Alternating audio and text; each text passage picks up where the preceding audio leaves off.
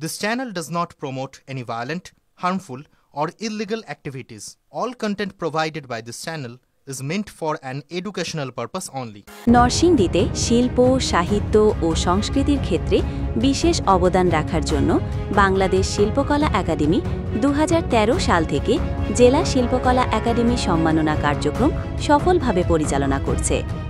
এরই ধারাবাহিকতায় নরসিংদী জেলায় বিগত 3 বছরে 2022, 2023 ও 2024 সালে শিল্পকলায় বিশেষ অবদানের স্বীকৃতিস্বরূপ 5টি শাখায় মোট 15 জন গুণী শিল্পী ও সংস্কৃতি কর্মীকে জেলা শিল্পকলা একাডেমি সম্মাননা প্রদান করা হয়েছে।